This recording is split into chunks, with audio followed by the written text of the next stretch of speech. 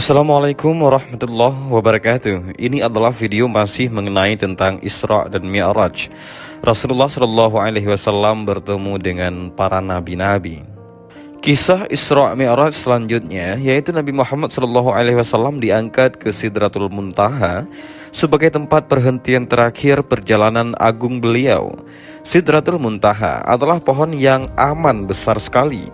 Akarnya di langit ke-6, rantingnya sampai ke langit ke-7, dan puncaknya hingga menembus langit ke-7.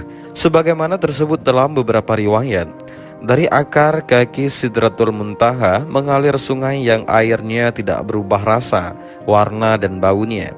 Mengalir pula darinya sungai dari susu yang tidak berubah rasanya, serta mengalir pula sungai arak yang lezat untuk diminum. Dan mengalir pula sungai dari madu yang murni. Orang yang berkendara akan berjalan terus tanpa henti di bawah naungan Sidratul Muntaha selama 70 tahun. Buahnya menyerupai kelapa namun sangat besar sekali. Daunnya bagaikan telinga gajah yang sehelai daunnya hampir menutupi umat ini.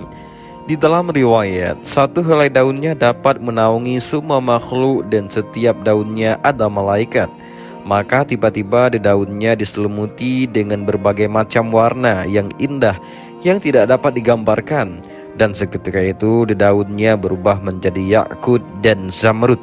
Dan sungguh tidak ada seorang pun yang dapat menggambarkannya. Padanya terdapat belalang-belalang dari emas. Pada akarnya mengalir 4 sungai, 2 sungai batin dan 2 sungai zahir. Nabi Muhammad SAW bertanya, "Wahai Jibril, sungai-sungai apakah ini?" Malaikat Jibril menjawab, "Kedua sungai batin ini adalah 2 sungai di surga, dan 2 sungai zahir ini adalah sungai Nil dan Efrat." Dalam riwayat lain disebutkan bahwa akarnya terdapat mata air yang mengalir yang bernama Salsabila. Dari mata air Salsabila ini mengalir 2 sungai, salah satunya yaitu Al-Kautsar. Nabi Muhammad SAW menyaksikan sungai Al-Kautsar yang sangat deras hingga cipratan airnya memancar deras seperti anak panah. Di tepinya terdapat kemah-kemah terbuat dari mutiara, yakut, dan zamrud. Dan di atasnya bertengger burung-burung berwarna hijau yang sebagus-bagusnya burung yang tidak pernah kita lihat. Di sekitar sungai terdapat bejana-bejana yang terbuat dari emas dan perak. Air sungainya mengalir di atas kerikil-kerikil, yakut dan zamrud, dan airnya lebih putih daripada susu. Nabi Muhammad SAW mengambil bejana untuk meminum airnya, dan ternyata airnya lebih manis dari madu dan lebih wangi dari minyak misik. Malaikat Jibril alaihissalam berkata kepada Nabi Muhammad SAW, "Sungai ini adalah hadiah Allah untukmu, wahai Muhammad, dan sungai lainnya adalah sungai rahmat." Nabi Muhammad SAW mandi di dalamnya, dan ketika itulah diampuni dosa-dosanya yang terdahulu dan yang akan datang. Di dalam riwayat lain disebutkan bahwasanya Nabi Muhammad SAW melihat Jibril dengan 600 sayapnya di Sidratul Muntaha. Setiap satu sayapnya menutupi ufuk langit, dan dari sayap-sayapnya berjatuhan permata dan yakut serta lain-lainnya yang hanya Allah yang mengetahuinya. Rasulullah SAW menelusuri Al-Kautsar hingga masuk ke dalam surga yang kenikmatannya tidak pernah dilihat oleh mata, tidak pernah terdengar oleh telinga, dan tidak pernah terlintas dalam angan-angan manusia. Rasulullah SAW melihat pada pintunya tertulis, "Satu sedekah diganjar dengan pahala 10 kali lipat, sedangkan memberi hutang diganjar dengan pahala 18 kali lipat." Rasulullah SAW berkata, "Wahai Jibril, mengapa memberi utang lebih utama daripada memberi sedekah?" Malaikat Jibril berkata, "Karena sesungguhnya seseorang yang meminta, ia masih memiliki sesuatu. Sedangkan orang tidak akan berhutang kecuali ia dalam keadaan membutuhkan." Ketika melanjutkan perjalanan, Nabi menyaksikan sungai dari susu yang tidak berubah rasanya, sungai dari arak yang melezatkan bagi peminumnya, dan sungai dari madu murni. Di tepian sungai itu terdapat kubah-kubah dari permata, dan terdapat buah delima yang sangat besar seperti sebuah ember besar. Dalam riwayat lain terdapat buah-buah delima yang besarnya bagaikan seekor unta dengan pikulannya. Dan juga terdapat burung-burung yang besar bagaikan seekor unta berpundak dua. Abu Bakar berkata, "Wahai Rasulullah, sungguh burung-burung itu sangat dimanja dan merasakan kenikmatan."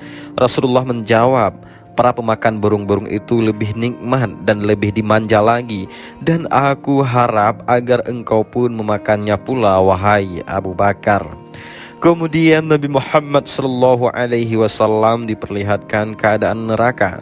Neraka adalah tempat kemurkaan Allah dan siksanya Allah.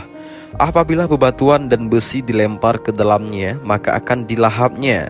Rasulullah menyaksikan sekelompok kaum di neraka yang sedang memakan bangkai. Rasulullah bertanya kepada Jibril, "Siapakah mereka, wahai Jibril?" Jibril menjawab, "Mereka sedang memakan daging-daging manusia." Nabi SAW menyaksikan malaikat penjaga neraka seperti lelaki bermuka garang yang kemurkaan dan dendam sangat terlihat di wajahnya. Rasulullah mengucapkan salam kepadanya dan kemudian neraka dikunci kembali. Ketika Rasulullah SAW diangkat ke Sidratul Muntaha, beliau diselimuti awan yang berwarna-warni. Itulah tempat terakhir Jibril menemani Rasulullah SAW.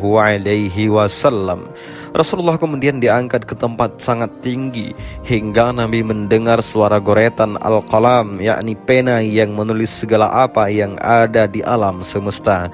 Rasulullah SAW melihat seorang lelaki yang samar-samar di balik cahaya arash. Rasulullah bertanya, "Siapakah gerangan orang itu? Apakah malaikat?" Maka dijawab, "Bukan." Rasulullah bertanya kembali, "Apakah dia seorang nabi?" Maka dijawab, "Bukan." Rasulullah bertanya lagi, "Siapakah gerangan?" Maka dijawab, "Dia adalah lelaki yang ketika di dunia mulutnya selalu besar dengan zikir kepada Allah, hatinya selalu rindu kepada masjid, dan tidak pernah menjadi penyebab kedua orang tuanya dicela." Tibalah momentum yang teramat agung. Rasulullah SAW diperkenankan melihat Allah Ta'ala. Ketika itu beliau tersungkur dengan bersujud kepada Allah. Ketika itulah Allah berbicara kepada Nabi Muhammad SAW. Periwayat hadis berkata, tertulis di dalam kitab suci Taurat bahwa Rasulullah SAW adalah Habibullah, yakni kekasih Allah.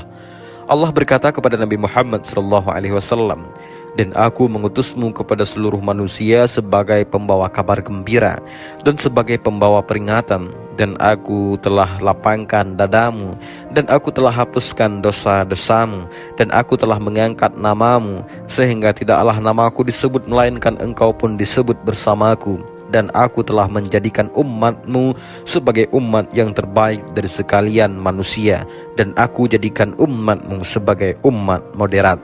Dan aku jadikan umatmu sebagai umat yang pertama masuk ke dalam surga, dan yang terakhir lahir ke muka bumi. Dan aku telah menjadikan umatmu tidak diperbolehkan kepada mereka berkhutbah hingga mereka bersaksi bahwa engkau adalah hambaku dan utusanku.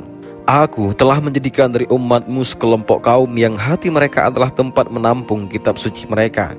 Dan aku telah menjadikan engkau sebagai nabi yang pertama diciptakan dan terakhir diutus, serta yang pertama dibangkitkan untuk hari pengadilan. Dan aku berikan kepadamu surat Al-Fatihah yang tidak pernah aku berikan kepada seorang nabi sebelummu. Dan aku berikan kepadamu penutup surat Al-Baqarah yang merupakan harta karun di bawah arash yang tidak aku berikan kepada seorang nabi pun sebelummu. Dan aku berikan kepadamu Al-Kautsar, dan aku berikan kepadamu 8 karunia, yaitu Islam, hijrah, jihad, sedekah, puasa Ramadan, amar ma'ruf dan nahi mungkar. Dan pada hari aku menciptakan langit dan bumi, aku wajibkan atasmu dan atas umatmu 50 kali salat. Maka dirikanlah olehmu dan oleh umatmu." Kemudian tersingkaplah dari Rasulullah SAW awan indah yang menyelimuti dirinya. Jibril meraih tangan Rasulullah untuk menuntunnya kembali. Maka mereka kembali dengan cepat. Di perjalanan pulang, mereka bertemu dengan Nabi Ibrahim alaihissalam, dan Nabi Ibrahim tidak berucap suatu apapun. Mereka melalui Nabi Musa. Rasulullah berkata, "Sesungguhnya Nabi Musa adalah sahabat terbaik untuk kalian." Nabi Musa berkata kepada Nabi Muhammad SAW, "Apa yang kamu lakukan selama di perjalanan ini, wahai Muhammad? Dan apa yang diwajibkan Tuhanmu kepadamu dan kepada umatmu?" Nabi Muhammad SAW menjawab, diwajibkan kepadaku dan umatku 50 salat sehari semalam. Maka Nabi Musa berkata, kembalilah kepada Tuhanmu dan mintalah keringanan untukmu dan untuk umatmu, karena sesungguhnya umatmu tidak akan mampu untuk menjalankan perintah itu. Sesungguhnya aku lebih berpengalaman terhadap manusia sebelummu, dan aku telah menguji Bani Israel serta membujuk dan membimbing mereka dengan ketekunan dan ketelitianku untuk menjalankan perintah Allah yang lebih ringan dari apa yang diperintahkan Allah kepadamu dan umatmu. Namun mereka tidak mampu menjalankannya sehingga mereka meninggalkannya, dan sungguh umatmu lebih lemah badannya, fisiknya, hatinya, pandangannya, serta pendengarannya. Maka Nabi Muhammad SAW menoleh kepada Jibril berharap bimbingannya. Maka Jibril memberi isyarat kepadanya, jika engkau berkenan, maka kembalilah dan memohonlah keringanan dari Tuhanmu. Maka Nabi Muhammad SAW kembali dengan cepat hingga Nabi sampai ke Sidratul Muntaha. Maka awan itu kembali menyelimutinya dan Rasulullah bersujud kepada Allah. Kemudian Nabi berkata, wahai Tuhanku, ringankanlah untuk umatku, karena mereka adalah umat yang paling lemah.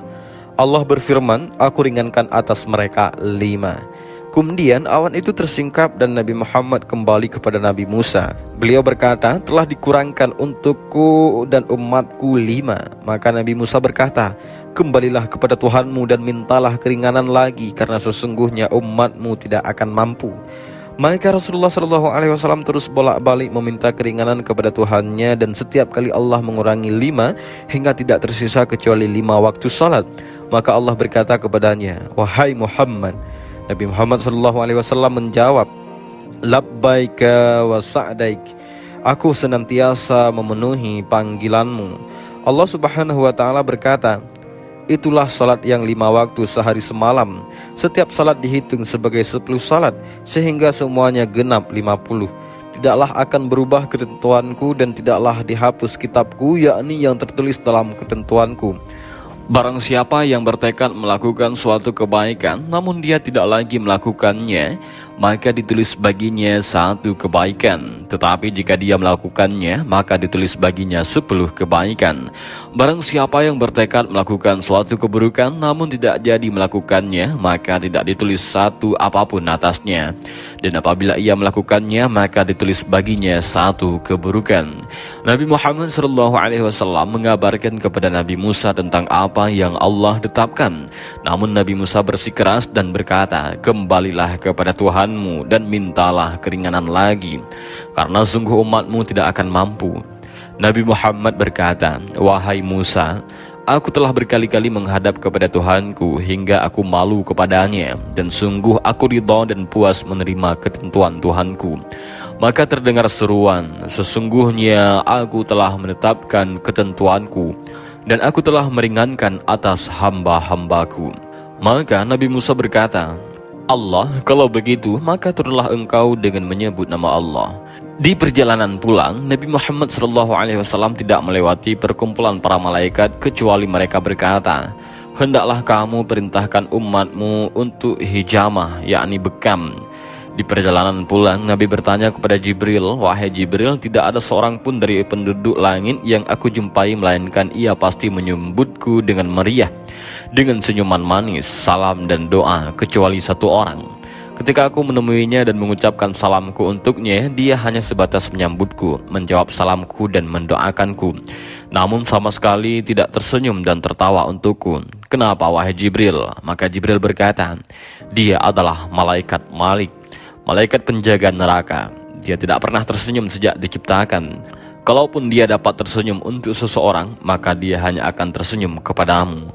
Pada saat turun dan sampai ke langit dunia, Rasulullah melihat ke bawah dan beliau melihat asap yang mengepul, kabut dan suara-suara yang berisik. Maka Nabi bertanya, apa ini wahai Jibril? Malaikat Jibril menjawab, ini adalah para setan. Mereka menghalangi pandangan manusia supaya tidak berpikir tentang kerajaan langit dan bumi. Apabila para setan tidak melakukan hal itu, sesungguhnya manusia akan melihat keajaiban yang mengagumkan. Rasulullah turun hingga kembali ke Baitul Maqdis menaiki buraknya. Dan inilah sedikit pembahasan tentang Isra dan Mi'raj. InsyaAllah pada video selanjutnya kita juga akan membahas tentang perjalanan Nabi tentang Isra dan Mi'raj. Demikian video singkat ini, mudah-mudahan ada manfaat. Allahu a'lam bishawab. Assalamualaikum warahmatullahi wabarakatuh.